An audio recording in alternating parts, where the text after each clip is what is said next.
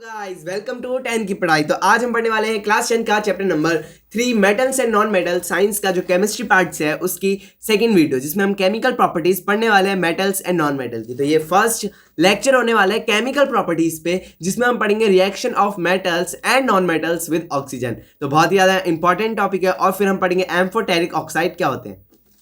तो let's begin our first topic, reaction of metal with oxygen. तो oxygen के साथ जो हमारा मेटल होता है वो कैसे रिएक्ट करता है, हम अब ये पढ़ने वाले हैं। तो देखो, मेटल प्लस ऑक्सीजन जब रिएक्ट करते हैं तो वो बनाते हैं मेटल ऑक्साइड। और जो मेटल ऑक्साइड होता है वो बेसिक इन नेचर होता है, मतलब कि वो क्या होते हैं, बेसिक होता है नेचर के में। मेटल प्लस ऑक्सीजन क्या बनाएगा, मेटल ऑक्साइड, और वो क्या होता है, बेसिक इन नेचर। अब यहाँ पे आपके 3 एग्जाम्पल लिख रखे हैं मैंने, ठीक है। अब देखो, Na plus O2, Na metal है, O2 हमारा ऑक्सीजन, बनाते हैं Na2O, और Mg प्लस O2 बनाते हैं MO, MgO।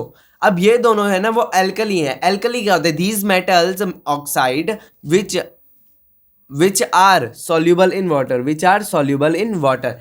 ऐसे मेटल के ऑक्साइड जो वाटर में सॉल्यूबल होते हैं उन्हें हम क्या कहते हैं, एल्कली कहते हैं। लेकिन जो एल्यूमिनियम का ऑक्साइड होता है वो हमारा क्या नहीं होता, एल्कली, मतलब सॉल्यूबल इन वाटर नहीं होता। वो होता है हमारा एल्यूमिनियम प्लस O2 बनाता है हमारा Al2O3, ठीक है। तो ये वाला टॉपिक यहीं पे खत्म होता है। नेक्स्ट टॉपिक आता है reaction of non metal with oxygen.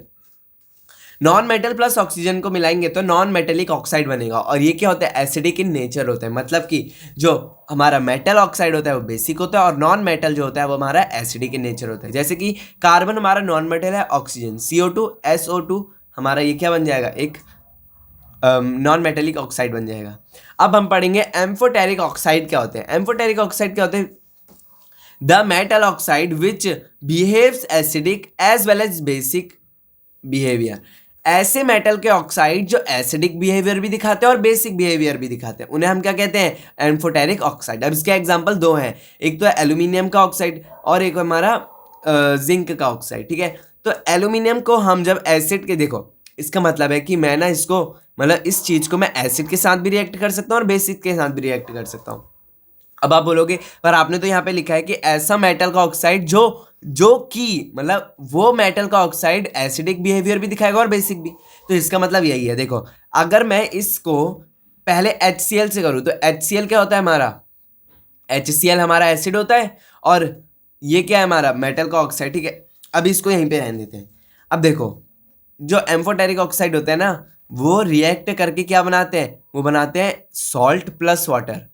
अब आपको बोलोगे ये कौन सा सॉल्ट है, देखो सॉल्ट बहुत तरीके के होते हैं, ये हमारा एक सॉल्ट है और एक वाटर है। अब सॉल्ट प्लस वाटर हमारा तभी बन सकता है जब हमारा एसिड और बेस रिएक्ट करता है। आपने चैप्टर नंबर 2 में पढ़ा होगा, मतलब कि यहाँ पे एसिड तो है पर ये क्या होगा, बेस होगा, तभी तो हमारा सॉल्ट प्लस वाटर बन रहा है। इतना समझ आया।